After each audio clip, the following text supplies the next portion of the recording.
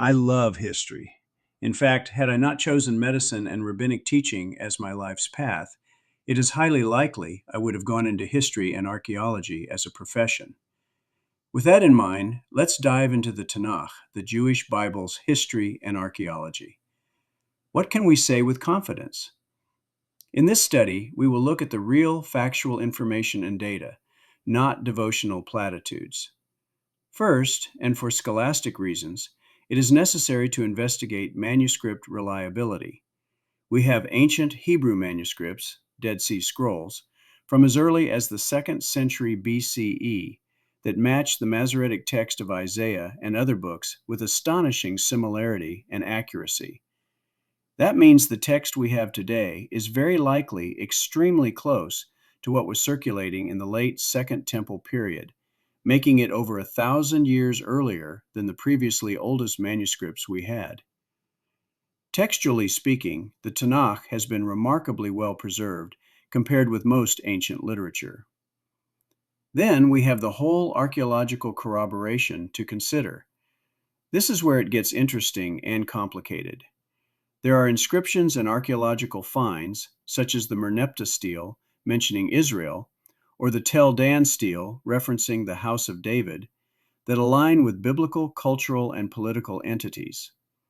These and other more recent digs in Israel point out that many details in the Tanakh reflect accurate knowledge of ancient Near Eastern conditions.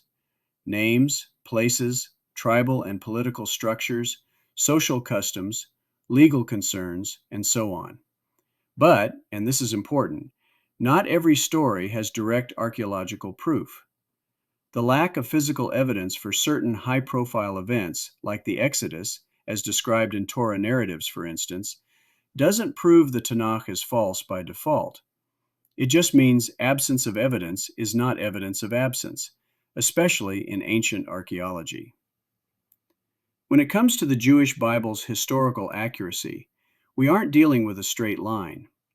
Parts of the Tanakh, as is true with most ancient stories, are rooted in oral traditions and cultural memory, which doesn't make them wrong, but a bit less reliable than hard, in-your-hand evidence, causing many scholars to think some narratives were written or compiled later than the period they describe.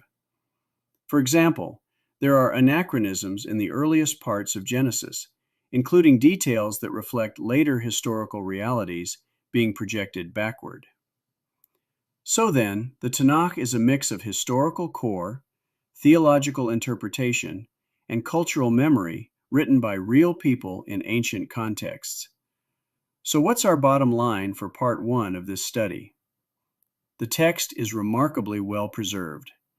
Archaeology supports many details and contexts. Not every story has direct archaeological proof. Some parts were likely compiled well after the events they describe. With all that being acknowledged, what we do know without hesitation is that the Tanakh is one of the best documented ancient religious texts we have ever had. Historically valuable, culturally rich, and textually stable, but it isn't an unbroken, modern-day styled factual newswire from creation day 1 to Malachi's last prophecy. Thank you for viewing or reading this study. In the final, part 2, we will look closer into Genesis from creation day. We will dive headfirst into the Exodus, the monarchy, and the reliability of the prophets. I hope you will tune in for that, because from a historical vantage point, it will be quite exciting. Please like, subscribe, and share. Follow me on Rumble, Locals, YouTube, Substack, and Blogger. Links for each are in the description below. Leave comments or contact me via email at shmu@startmail.com. Until next time, this is Shmuel ben Shlomi, wishing you shalom.